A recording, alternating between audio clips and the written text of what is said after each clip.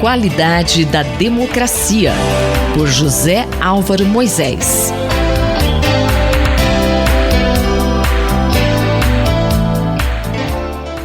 Professor, qual o tema da coluna hoje? A coluna de hoje trata da decisão que foi tomada pelo Congresso Nacional na semana passada de adiar as eleições municipais de 2020 do mês de outubro para novembro, para os dias 15 e 29 de novembro. Claro que a decisão está ligada à crise do coronavírus no país, à expansão da pandemia.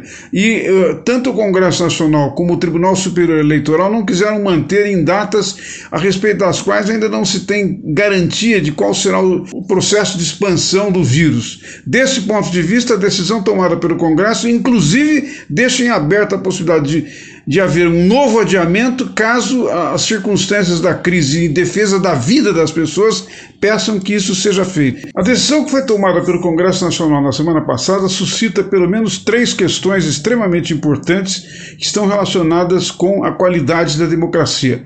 A primeira questão diz respeito ao fato de que a confirmação das eleições municipais indica que, apesar de todas as ameaças que têm ocorrido em torno da democracia brasileira, muitas das quais levadas a efeito por ações ou por declarações ou por medidas tomadas pelo governo federal, não obstante isso, a democracia está funcionando. E um elemento extremamente importante do funcionamento do sistema, que é relacionado à soberania que tem os eleitores, que tem os cidadãos, vai se confirmar através do processo pelo qual os cidadãos vão autorizar quem pode governar em seus nomes, o que não é pouca coisa.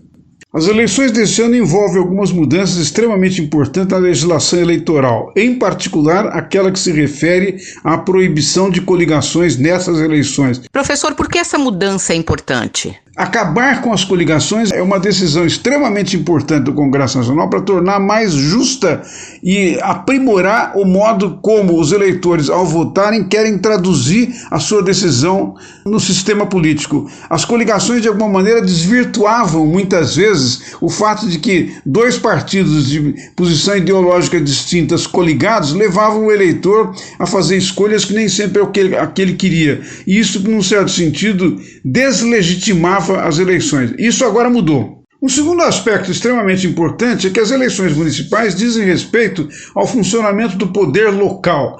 Como já foi dito muitas vezes, Franco Montoro repetia isso sempre, as pessoas não moram na União ou no Estado, as pessoas moram nas cidades. E é nessa localidade que eles percebem os seus problemas mais importantes, mais gritantes, de saúde, educação, segurança. No âmbito do poder local, que os cidadãos podem interferir, influenciar e demandar a qualidade das políticas públicas com uma maior cautela e com maior cuidado.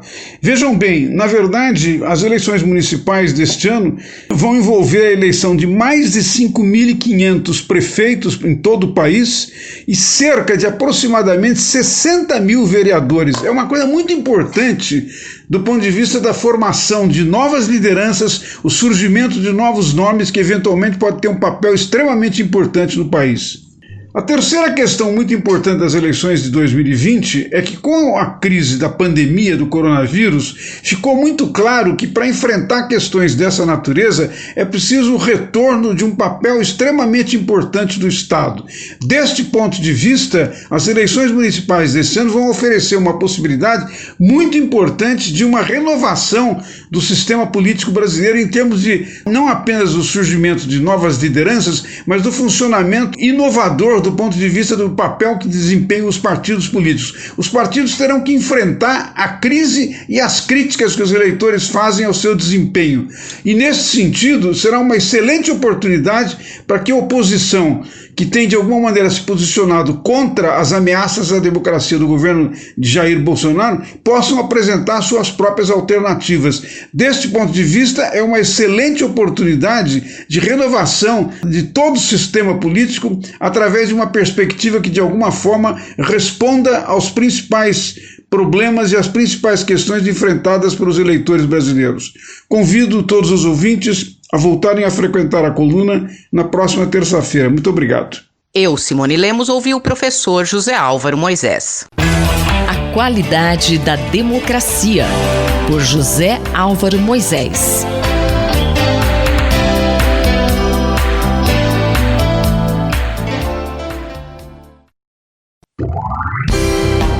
Diplomacia e interesse nacional, pelo embaixador Rubens Barbosa. Embaixador Rubens Barbosa, bom dia. Embaixador, a imagem do Brasil no exterior não está nada bem. O que fazer? Nos últimos 30 anos, de 1992 até 2018, o Brasil atuou como um líder nas negociações de meio ambiente, preservação das florestas e das mudanças de clima. No novo governo, mudou a retórica, mudou a política, vistas como negativas para a preservação da Amazônia. Começou essa política com quase desaparecimento do Ministério do Meio Ambiente, com esvaziamento de alguns órgãos, como o INPE, o IBAMA, o ICMBio, nas funções de fiscalização e para impedir as queimadas. A reação da comunidade internacional veio rápida e forte. No exterior, o foco da política ambiental e de mudança de clima é a preservação da floresta amazônica. A gente goste ou não goste, esse tema está incluído na agenda internacional. Aqui no Brasil, adotamos uma posição defensiva, procurando explicar, sem mostrar resultados concretos dessas medidas que estão sendo tomadas. A ausência de políticas repressivas contra os desmatamentos, as queimadas e os garimpos são algumas das queixas que se fazem no exterior. O governo, evidentemente, procura avançar com medidas e providências para procurar diminuir essas críticas. O vice-presidente assumiu o Conselho da Amazônia e procura implementar algumas medidas importantes, como, por exemplo, a volta do fundo da Amazônia. Nesse sentido, conversou com os embaixadores da Alemanha e da Noruega. Agora, recentemente, foi aprovado o protocolo de Nagoya pelo Congresso e o presidente deverá ratificar o mais rapidamente possível. O Brasil, segundo estudos do Ministério da Economia, pode surgir como um centro de negócios de carbono. E o combate às queimadas, cuja época mais seca na Amazônia se aproxima, está tendo o apoio até das Forças Armadas, apesar de os resultados nesses últimos 2 meses não terem sido muito favoráveis. Agora, em maio, segundo informações publicadas recentemente, as queimadas e a destruição alcançaram seus níveis mais elevados. Mas, embaixador, a pressão externa sobre o país continua, não é? A pressão externa, que era econômica e comercial, prejudicando produtos de exportação brasileira, agora entra pelo campo financeiro e as instituições financeiras públicas e privadas começam a pressionar as instituições brasileiras a respeito desse tema. O governo promete prestar esclarecimentos, eliminar as distorções no exterior, segundo o presidente da República, e está cogitando mesmo contratar uma empresa de relações públicas. O problema não está no exterior, o problema está aqui. E para restaurar a credibilidade, serão necessárias medidas rápidas para mudar a visão externa. Para tanto, para mudar a visão externa, são necessárias medidas dramáticas, como, por exemplo, mudar o foco da política externa, de comercial, como tem sido até aqui, para ambiental. E um anúncio de pacotes que cubra medidas internas e externas. Vai ser muito difícil a ratificação do acordo Mercosul-União Europeia, caso não haja mudanças desse tipo. Para recuperar a credibilidade e a liderança do Brasil nessas negociações, será importante a tomada de medidas proativas brasileiras. Essa campanha contra o Brasil vem de muito tempo e somente medidas drásticas, como essa mudança do foco da política brasileira, tirando a ênfase do comércio exterior e passando para o meio ambiente, poderá mudar a percepção externa sobre o Brasil. Eu sou Márcia Vanza e conversei com o embaixador Rubens Barbosa. Diplomacia e interesse nacional, pelo embaixador Rubens Barbosa. Minuto do Cérebro, por Otávio Pontes Neto. Professor Otávio, os sedentários que nos perdoem, mas exercícios físicos são importantes para a manutenção de nossa saúde física e mental. E para o nosso cérebro, o que o senhor pode nos adiantar? Há muito tempo já se reconhece o benefício da prática regular de exercícios na prevenção de doenças cardiovasculares, cerebrovasculares e até de cânceres. Mais recentemente, estudos têm demonstrado que exercícios parecem melhorar inclusive a performance cognitiva e redução do risco de demência. Nas últimas semanas, um estudo realizado por pesquisadores do Canadá e publicado na revista Neurology tentou avaliar o efeito de exercícios aeróbicos na performance cognitiva e na vasodilatação cerebral. Como foi realizado esse estudo e quais foram os resultados? Nesse estudo, 206 indivíduos saudáveis de meia idade e idosos foram submetidos a uma intervenção com exercícios aeróbicos supervisionados por 6 meses e foram avaliados com uma bateria de testes neuropsicológicos e com um exame de Doppler transcraniano antes e depois da intervenção. O estudo mostrou que, além de uma melhora do condicionamento cardiorrespiratório, os indivíduos submetidos a esse programa de exercícios aeróbicos por 6 meses apresentaram uma melhora da vasodilatação cerebral e melhora na performance cognitiva, sobretudo em testes de função executiva e de velocidade de processamento. Em linhas gerais, esse estudo reforça a recomendação de que adultos saudáveis devem fazer pelo menos 150 minutos de exercício distribuídos ao longo da semana, para a prevenção de doenças cardiovasculares, cerebrovasculares, de demência e declínio cognitivo. Nós ouvimos o professor Otávio Pontes Neto, da Faculdade de Medicina da USP, em Ribeirão Preto. Rita Estela, para a Rádio USP. Minuto do Cérebro, por Otávio Pontes Neto.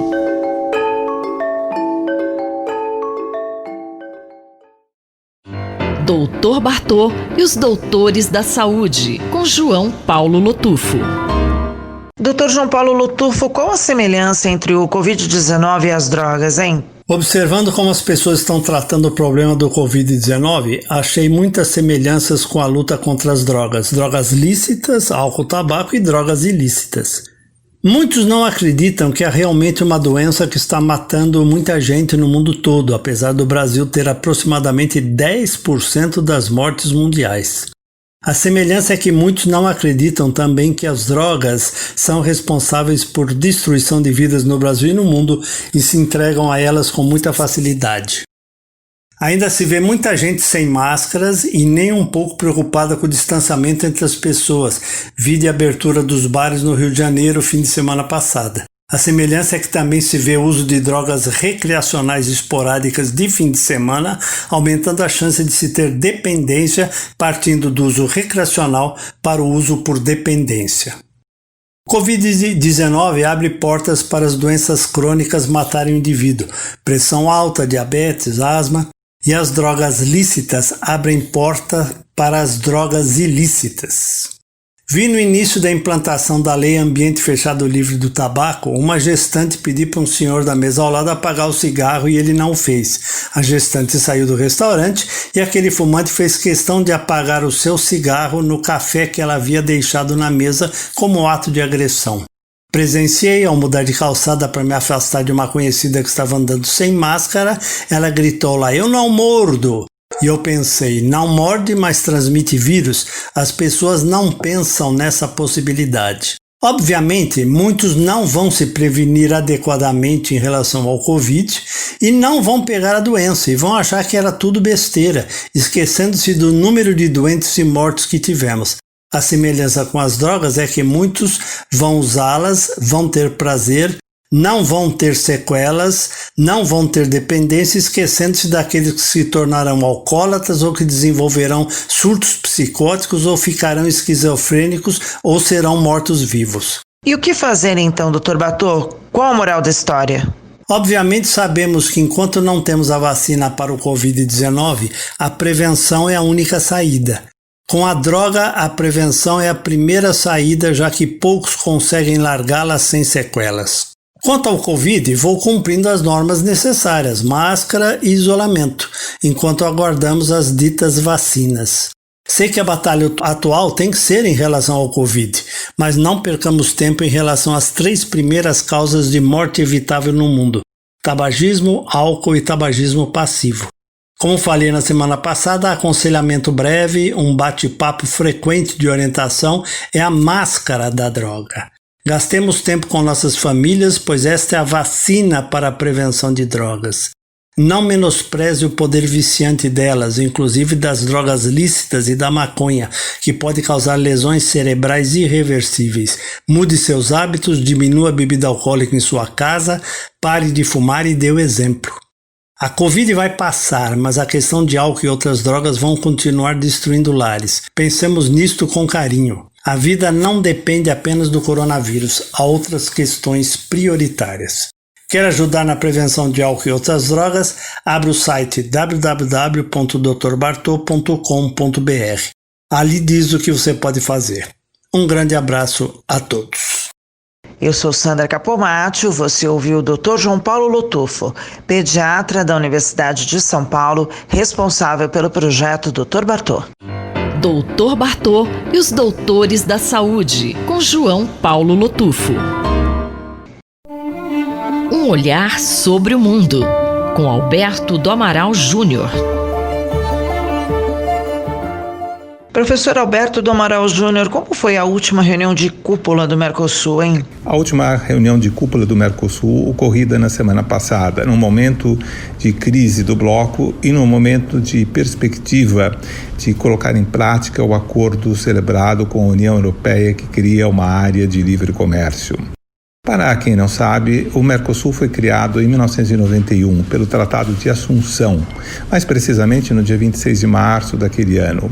O Mercosul visava criar uma área de livre comércio, ou seja, uma área na qual os produtos pudessem circular livremente entre os países componentes da área, sem a imposição de impostos.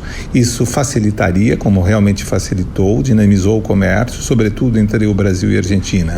E, posteriormente, o Mercosul criou uma união aduaneira, ou seja, além de eliminar as barreiras comerciais, o Mercosul pretendia criar uma tarifa externa imposta aos produtos provindos de terceiros mercados e não dos países pertencentes ao próprio Mercosul. Essa foi a chamada tarifa externa comum.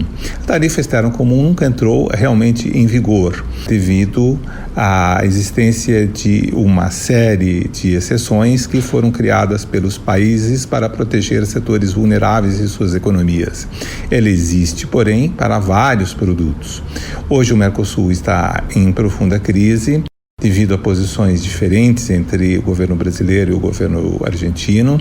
O governo brasileiro e o governo argentino protagonizaram conflitos no ano passado. Esses conflitos foram parcialmente amenizados, mas existe uma questão fundamental que envolve o Mercosul. Essa questão fundamental é a questão relativa ao Tratado de Livre Comércio celebrado com a União Europeia. E qual o problema do tratado entre o Mercosul e a União Europeia? Esse tratado estava em negociações desde o final dos anos 90 e foi finalmente celebrado no ano passado. Esse acordo de livre comércio atinge várias áreas, traz inúmeros benefícios para ambas as partes, traz também vencedores e traz também perdedores, mas no cômputo geral, é um acordo que beneficia tanto o Mercosul quanto a União Europeia. E devido às recentes denúncias de países da União Europeia, há perspectivas de que esse acordo não seja ratificado, sobretudo pela União Europeia.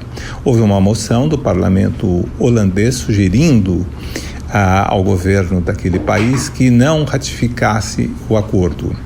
E essa possibilidade de não ratificação do acordo levou o governo brasileiro a repensar a questão do acordo de livre comércio com a União Europeia, o que esteve presente na última reunião do Mercosul.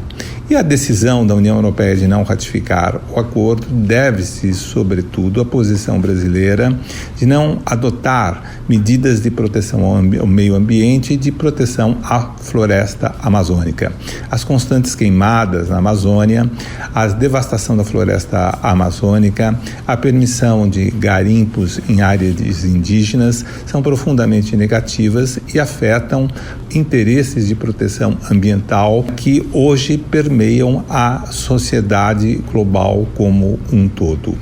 Esta questão esteve presente no pronunciamento do presidente brasileiro Jair Bolsonaro e é uma questão absolutamente fundamental. O Mercosul deveria estar numa fase posterior de buscar a implementação do acordo de livre comércio com a União Europeia e de buscar a constituição de uma área de livre comércio com toda a América Latina. Infelizmente, devido a certos problemas relativos ao governo brasileiro, nós não conseguimos avançar a este nível e nos encontramos ainda diante de questões sobre as quais pairam grandes dúvidas sobre a implementação do acordo tão necessário para as relações do Mercosul com a União Europeia. Eu sou Sandra Capomatto, você ouviu o professor de Direito Internacional, Dr. Alberto do Amaral Júnior, da Faculdade de Direito da Universidade de São Paulo.